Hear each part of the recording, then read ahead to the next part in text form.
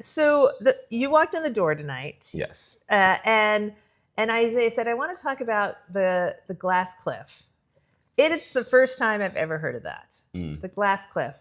So I think you should introduce this term to our viewers. I think it's a really important term. When I think about the phenomenon, I've known that the phenomenon exists, but putting a name to something is often powerful, and I think we're seeing it in real time. Hmm. So just go into a little more detail about the glass cliff. So I'm assuming my assumption would be that it's called a glass cliff because you're able to see what's on the other side. It's not Oh, good. so you don't think And it's the opposite of the glass ceiling, that you're going up and you hit the ceiling, but you can't go high. Here, the you glass. put them at the top Oh, because and you then know what's you coming. throw them off. Exactly. Oh, okay. Yeah. Ah, I know it's kind shit. of terrible. But I feel like I've seen it so many Yeah. times. And obviously, when it's happening, it's something that is embraced because you're at first thinking, at first glance, oh, we finally have a woman in this role, something that has never Yeah. happened before. This is something that we should be proud of. And I just want to also say that I am in no way endorsing Pam Bondi or Christy Noem. I think they were both terrible at their job, and I just honestly think that they're terrible human beings. Want to make that clear. However, I Yeah. can also be objective and see when a woman is being manipulated and being put in a position just for their demise, so that a man can come in and clean it up once the Yeah. woman's made a mess of something. Okay, I love it. And I think what makes the Noam and the Bondi cases so interesting is that if you were to look at Trump's cabinet, and I think if you look at it objectively, and if you were to survey um, experts in the field and say, who do you think is the least experienced, Mm-hmm. the dumbest, the most destructive, the most potentially dangerous to the United States, I think almost universally people would converge on Pete Hegseth. Mm-hmm. So to me, it's like the person who should be fired first, and Yes. after Pete Hegseth, it should probably be RFK Jr. Or um, Cash Patel. or Kash I Patel. mean, the incompetence I is mean, Kristi Noem would be very high up there. yes. She is in that category of, crazy. Let's Mm-hmm. call it crazy hot. She's in the Yeah. crazy hot quadrant, but totally crazy. Pam Bondi is like adjacent to that. Mm-hmm. Agreed. So the fact that the two that were fired first were these two women in the cabinet is really, really interesting, and I think it probably does prove your point that that they okay, were they put in those positions to fail? I don't know. What do you think? I think that there is a high likelihood that what Trump was going to roll out in this administration, and I would be willing to bet if we were to go back and really sift through Project 2025 and parse it out, we'd probably see each step of what has been done Yes, in I Project totally agree. 2025. And so, again, rolling out things that are anti democratic to sort of do a litmus test to see what Americans are going to be comfortable with. Yes. And the first person in those positions was going to take the greatest heat, Yes. and was that they were the guinea pig. Right. So now that Bondi's gone, the system has kind of been primed for this sort of activity. Mm-hmm. They've seen what they can get away with. They've seen the strategies that work and don't work.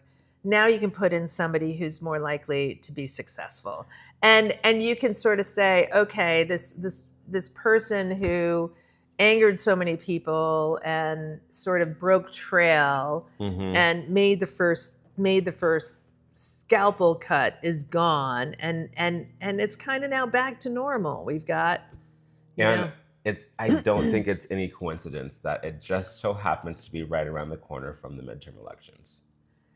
okay, so say more about that. Like, what is Trump trying to do with the timing and the firings right now? Because if it looks like there is incompetence in his administration and the American public is saying, we don't have faith in the people that you have put into place to protect us, to advocate for us, he then gets to look like the hero of, I hear you, constituents. I see you and I hear you, and I'm going to fix the problem. And to be honest, I bet a white man they're much more comfortable with seeing a white man on television or, on their screens, right, than they are with, Bondi or Noem. Because eventually, right now, he has done they've been moved into another position that they're needed in. Although Kristi Noem was moved into working under Marco Rubio, and now he's saying that Pam Bondi is moving to a very important job in the private sector, which I had to just laugh at. Yeah. But I think also what they found out was this McMullen, is that his name? That's probably his name. No, it's not. I don't know. We'll find it out by the end of that. I'm just going to keep making him his name. You guys know who he is. Look him up if you don't. But like in a normal world, he would never be approved. No. In a semi-normal world, they would have questioned his appointment. His appointment flew through so quickly, which is also informative of the Trump administration. They're like, oh my goodness, like everything's easier now because again, the first cut has been made and people are now a little bit used to this craziness and they're like, okay, what's going to be next? But they just keep letting it go through. But also, what have we proven we are so uncomfortable with? Women in power. Oh yeah, okay. And then we could talk about Barry Weiss. Because like Americans hate talking about race the most. Next, they hate talking about anti-Semitism, and then they hate talking about sexism. Because in most people's minds, they want to pretend like we are beyond that, we're better than that, all that other stuff. But all three of those things are deeply ingrained in our country, And here we're seeing it. Yeah, Pam Bondi and Noem are gone and they're going to be replaced by white men. Barry Weiss at CBS, right? CBS is tanking probably faster than anybody expected, but probably in a way that, maybe billionaires want it to tank, right? Because there is a concerted attack on the media. And they don't want a reputable news organization. And CBS, of course, was the most reputable news organization to be out there shining a light on what's going on and educating the American public about that. And so Barry Weiss was this young woman, dynamic woman. She had these ideas. She was going to shake things up. And CBS is going to be gone. Maybe within a year. And people are going to say, yeah, Barry Weiss came in and destroyed CBS. No, I do think, again, this is an example of a glass cliff where she was put in place to pursue her strategy, which was not going to work in this context. Right. I think, I'm just thinking about CBS, ABC, NBC. I'm thinking about when there was a shift and it was no longer just like Cronkite delivering, the evening news. And when Barbara Walters was the first female journalist that became an evening anchor. And then when Katie Couric got moved to evening, and then when Diane Sawyer got moved to evening. And I think about there's such a stigma about women in those roles of being at essentially the helm of the news organization. And what's the stigma? Is that people don't trust the voice of a woman like they trust the voice of a man. So why do you think CBS would elevate those women? Or I don't know what networks all of them are on, but... I think, number one, that there becomes a pressure because of either folks saying that, you know what, this is odd that in 50 years we've never had a woman in this seat. And I do think that the pendulum has completely swung back. Yeah. DEI, as Trump said in his State of the Union, he has killed it and we are not going back. Yeah. And so I think that a lot of times, though, if you look at those networks and what position they were in, whether the ratings were already starting to fall, and then you put a woman into that position while you're regrouping. I honestly think about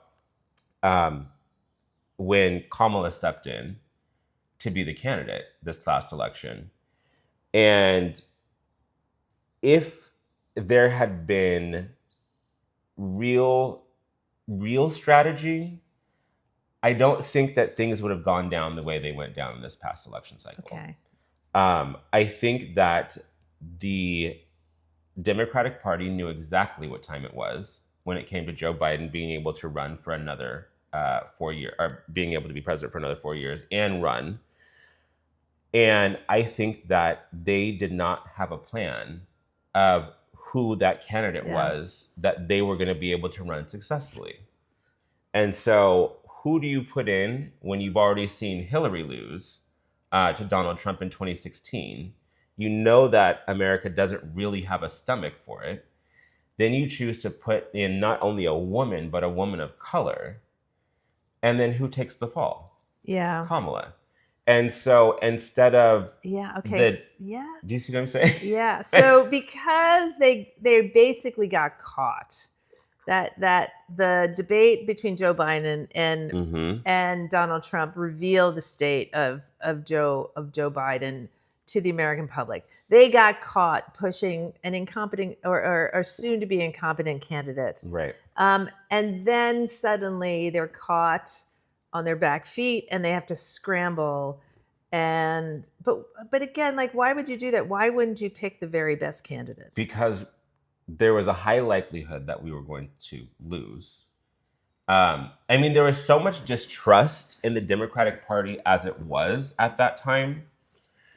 And so I think that instead of having, your top two things, one, I don't think they had found a top tier candidate yet.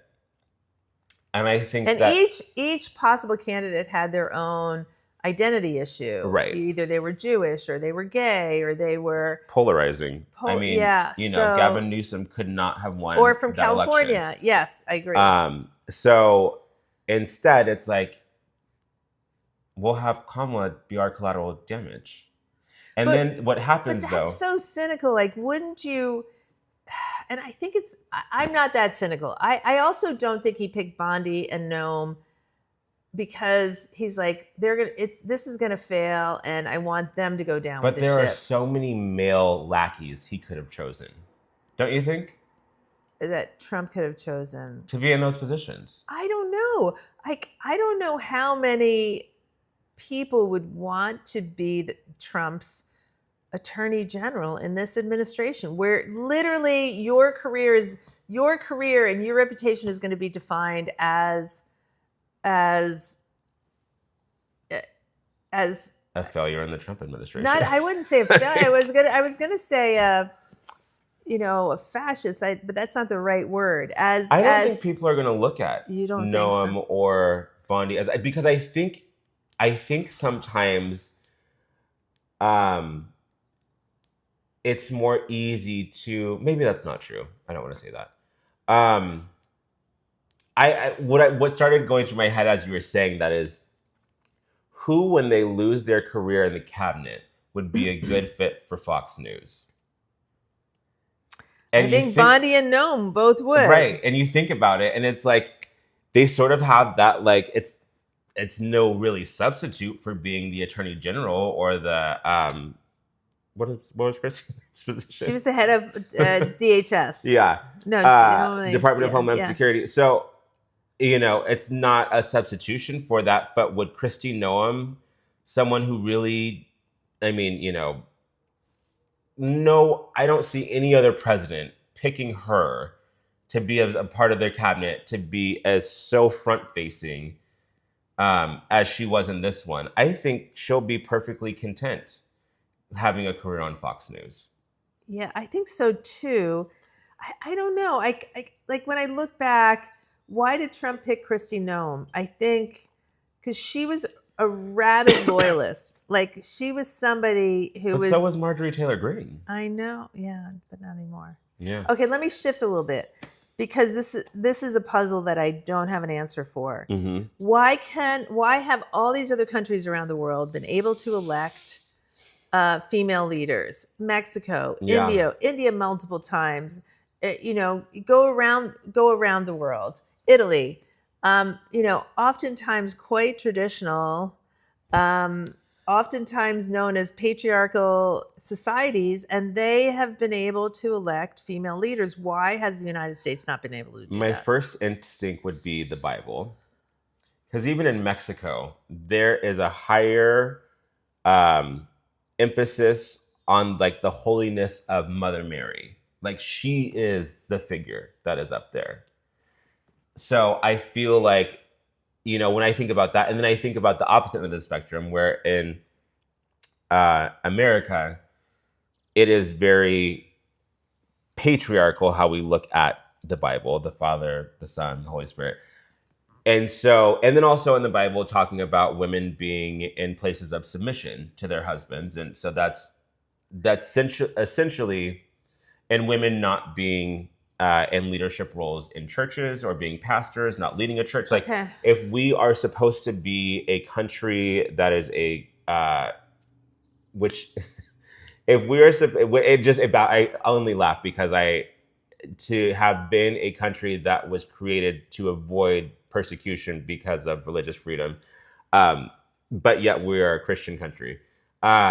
We are not a Christian country. We are a secular And listen, country. I am a Christian. I believe in Jesus, and I'm like, that is who I am. But I still believe that everyone should have the right to practice whatever faith or non-faith that they want to. So I think that we are a country built on the backs of other people. So when you have a country who likes to take credit for the work that other people did to put us in the position they're in, I look at those as mediocre people. So when I look at those people, and if we have a country with a lot of mediocre folks who don't really want to do the work, what better thing to do than have this book that says, oh, it doesn't even have to be about meritocracy. The Bible says women should not be leading. And we can say we're a Christian nation. And so because we're a Christian nation, if we're really following the good book, then we shouldn't be having women as our president. Okay, here's a theory. Yes. And that's a theory, by the way. I grew up Catholic, 12 years of Catholic school. Mm-hmm. 12.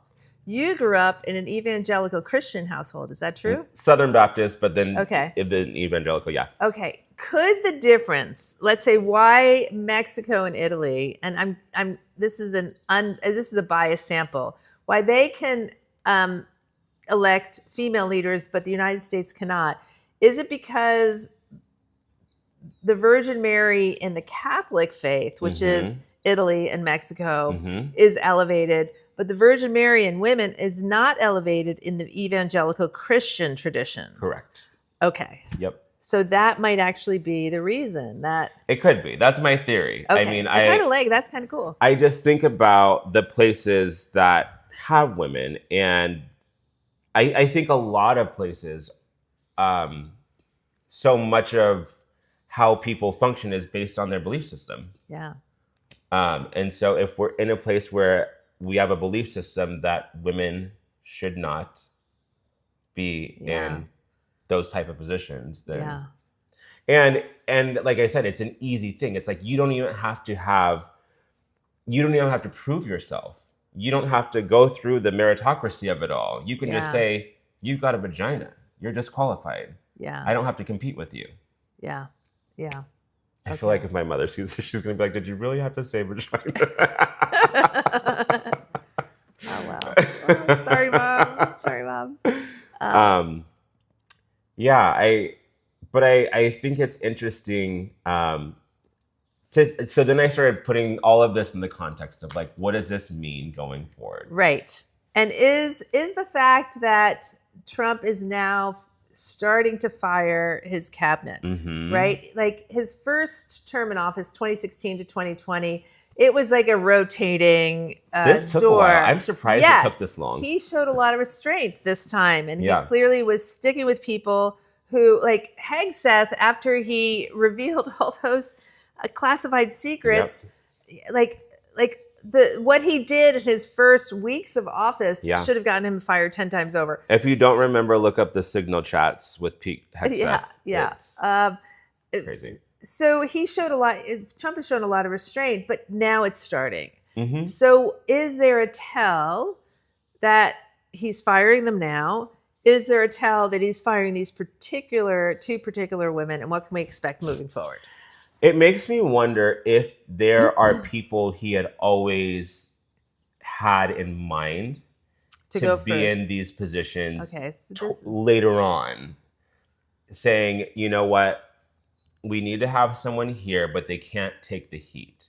Okay. I am getting the people ready the way that I want them to serve in my administration. I'm getting them ready for that and primed. And then when it's time to install them, then they will be in place. Okay, so that's your glass cliff theory. That's, why did they pick Noem and Bondi? Why now? Because I think that the folks that are going to be in place now are going to be more thuggish about what they're doing. I feel like Pam Bondi and I feel like Kristi Noem were something that were more palatable to the American public when they were defending Trump's bad behavior. We now are going to have people in place that essentially don't give a shit. Okay. I mean, that's really interesting. So normally what we see happening is you either don't have turnovers in the cabinet, or if you have a bad midterm, then you make some changes. We're now having it, months before the midterm elections, which is interesting. So why is that happening? And again, I think everything that Trump does and has been doing in the last month, and everything he will do between now and November, will be done for the sole purpose of trying desperately to ensure that the Republicans maintain a majority in the House and Senate. Everything, Iran, the economy, new wars, old wars, everything is going to be about that. Firing of his cabinet. And so because if he doesn't. Yes, because if he doesn't, if he loses the majority in even one of those branches, so he almost certainly is, if elections are free and fair, he almost certainly will the Republicans will lose their majority in the House of Representatives. They may keep the majority in the Senate, but even if he just loses the majority in the House of Representatives, his agenda essentially comes to a grinding halt. He will not be able to have free reign to do whatever he wants. The House will almost certainly immediately start to impeachment procedures, or they will be investigating his illegal activities. He will be mired in oversight, which he doesn't have right now. And so rather than having 2.5 more years of pursuing his agenda, it ends in November, which is something or whenever they come in. And if he loses any of the House, the Senate, he will then be under scrutiny 24/7. Yeah. They will be subpoenaing all the records. They will be having everyone testify.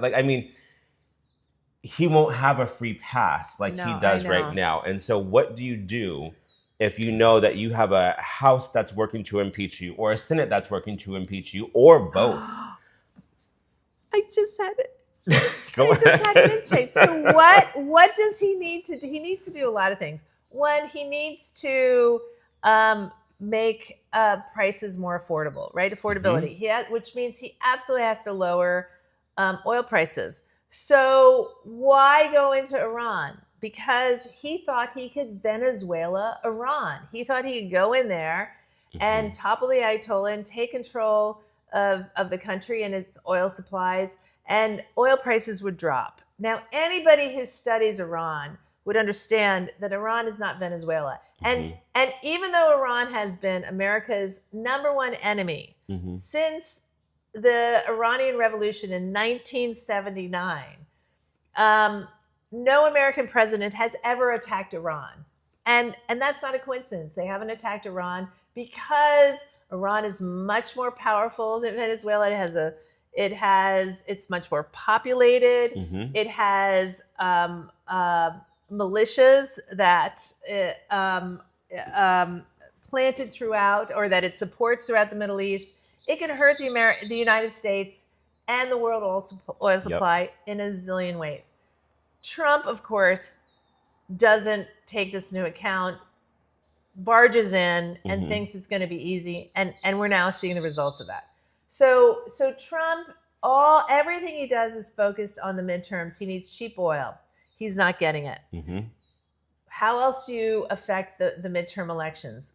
Oh, well, you have a bulldog at DHS who's going to intimidate voters at the polls, right? Who's going to send ICE to Democratic strongholds in purple states and swing states, and who's going to basically try to reduce the number of Democrats who vote. So DHS is going to be instrumental in the November elections because it's going to affect turnout. And then he's going to try to have the election results in November contested. He's going to say that in key swing states, Arizona or Pennsylvania, or wherever the vote was close, he's going to try to get them to overturn the results or to redo the results the same way he tried to do it in 2020. And who's going to come into play there? Department of Justice. So he needs a bulldog at the Department of Justice as well. So again, I think the glass cliff maybe explains why these particular people were targeted, because they were women, they were easier to remove, and maybe Trump's base is more comfortable having a man in those positions. But I think also these two positions in particular are going to be especially important if the election is close and he has any chance of skewing the results. And I don't think that McMullen, is that his name? God, Mickey Mikey. Mickey Dickey. I don't think that under the amount of scrutiny that happened in the first round of hearings when people were being the hearings for the Department of Homeland Security head and the Department of Justice head, it was much more thought out. It was much more diligent. It was much more litigious. Like, this felt like it was just like zoomed through. And we need to have someone in this role, and so we're going to push him through. Yes, it hadn't even occurred to me until we just started talking about it. And then why not Hegseth? Well, the Department of Defense has absolutely no involvement in elections. Zero. Now, I think in Trump's, in 2020, he clearly thought that in his first term, he clearly thought that the generals answered to him and not the Constitution, and was quite surprised when they didn't do his bidding on January 6th. But now what he's doing, and again, it's not getting any play because we're all focused on something else, he's purging the Department of Defense of their top generals. These are career military who have come up through that culture, who have not followed illegal orders, who have spoken out when people of color and women have been, when Hegseth has stepped in and said, no, we're not promoting these career military to one-star generals because they're women or they're people of color. Removing generals when Hegseth came into office. Anybody who's spoken out against these deeply political acts, Trump is getting rid of. So he is sort of setting up the Department of Defense, even though it's going to take a long time, thankfully, setting up the Department of Defense to be staffed by loyalists as well. But for the November elections, the Department of Defense is not going to be a player, Right. which probably is why But- Hegseth is, having Hegseth is Well, okay. also, you look at sort of what Donald Trump's MO has been his entire life. He has blackmail on lots and lots of people. So I think I would not be surprised. You look at the people that he has in his cabinets or that he's putting into place, they have backgrounds that under any other circumstance would disqualify them from any job that a normal person would be applying for. And so it also makes them really easy to get rid of when he feels like the time is right. Yeah. So there's this great academic paper, it just came out, that collected data on the types of people who tend to serve aspiring autocrats. Early on when the Hitlers and the Pinochets of the world are emerging, like who actually like runs toward them rather than away from them? No, they're generally relatively talentless people. But people. It's hacks with egos. Hegseth is the perfect example. Yeah. It's people who feel, and mostly men, but let's say people who feel that they should have done better in their career and life than they have. They don't recognize that they didn't do well because actually they don't have a lot of talent. They're not very smart. They're not strategic. They're just not good enough. But in their mind, they deserve better. Right. And they didn't get it. And the only way that they can catapult themselves to the highest rungs of society or business or government is by attaching themselves via loyalty, unconditional loyalty to someone who's going to do deeply illegal acts. So it's a particular type of person, and Hegseth fits it. All of these people fit it. None of them would ever get above whatever low level they were plucked from. Right. Kash Patel. Yeah. The Doge boys, right? None of them would ever get there on their own talent. And so they're the ones who are willing to tie themselves to these horrible people, these crooks and criminals. Anybody with talent, they have another path. They have another path to success. They don't. So the very top lawyers in the United States are never going to accept Trump's offer to be an attorney general, even if they gave it to him, because that is the path to reputational ruin. They have an alternate path to success. Pam Bondi did not have an alternate path to success. Christy Noem, also not. Hegseth, not. And so those are the types of people who gravitate towards a Trump, but also Trump loves those people because they have no alternative. Right. They have no alternative. So they are locked in and therefore going to be loyal. Yeah, I agree.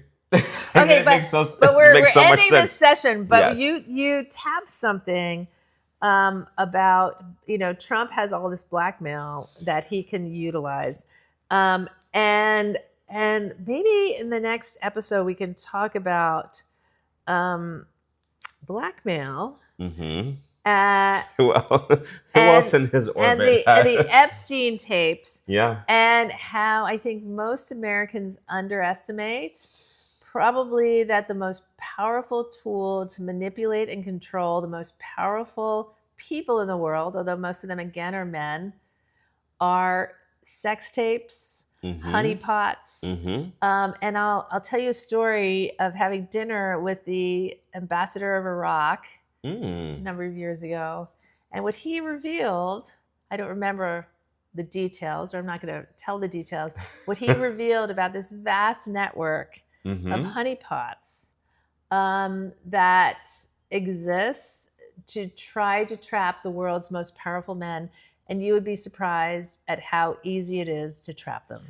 I would not be surprised. But let's talk about that next week. Okay. Thank you, everyone. Bye.